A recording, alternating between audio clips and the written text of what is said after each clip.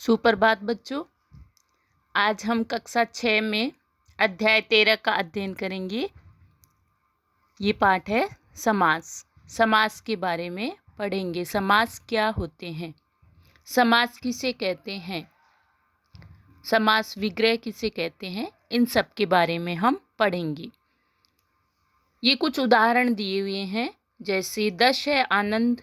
आनंद मतलब मुख, जिसके, अर्थात रावण। राधा और कृष्ण, राधा कृष्ण।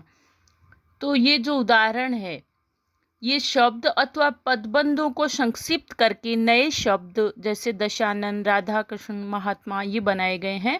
ये संक्षेप करने की विधि है। कम से कम शब्दों में या भावों को व्यक्त करने के लिए समास का सहारा लिया जाता है। उसकी परिभाषा है, परस्पर संबंध रखने वाले दो या दो से अधिक शब्दों के मेल को समास कहते हैं तथा समास द्वारा बने शब्द को सामासिक पद या समस्त पद कहते हैं।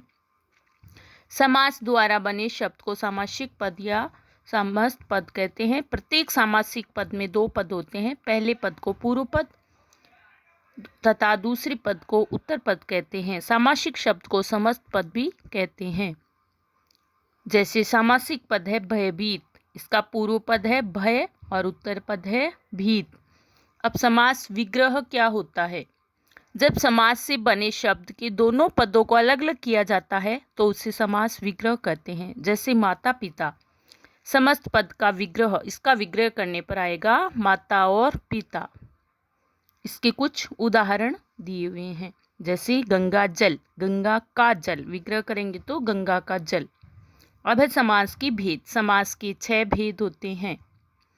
पहला तत्पुरुष समास, फिर द्वंद्व समास, अविभाव समास, बहुव्रीहि समास, द्विगु समास और कर्मधारय समास।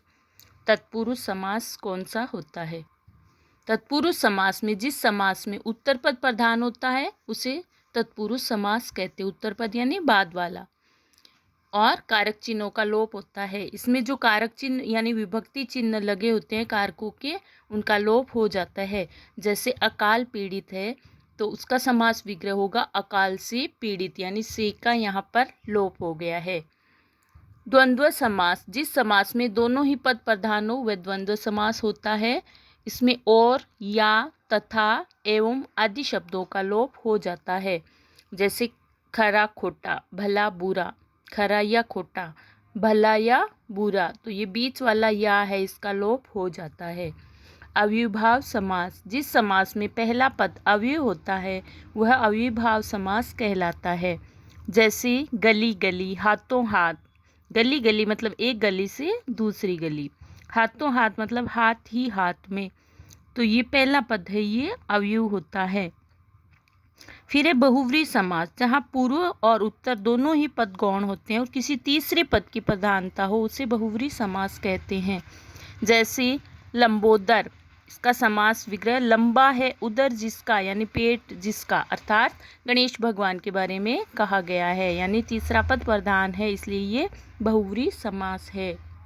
फिर है द्विगु समास, जिस समस्त पद का प्रथम पद संख्यावाचक विशेषण हो उसे द्विगु समास कहते हैं। जैसे त्रिनेत्र, मतलब पहला पद है वो संख्यावाची होता है। त्रिनेत्र में 3 नेत्रों का समूह। दशानन मतलब 10 आननों का समूह है, ये द्विगु समास होता है। कर्मधारय समास, कर्मधारय समास में उत्तर पद यानी बाद वाला पद प्रधान होता है। इस समास में विशेषण विशेष्य उपमेय उपमान का संबंध होता है। जैसे नील गाय, नीली है जो गाय। काली मिर्च, काली है जो मिर्च, मतलब उसके बारे में एक विशेष उपमा दी गई है, तो ये एक कर्मधारय समास होता है। तो इस तरह से हमने 6 समास पढ़े और उनकी विशेषता और उदाहरण भी देखे। तो ये आप वापस से पढ़ना और फिर से इसको एक बार पढ़ के याद करना और वीडियो देखना। धन्यवाद।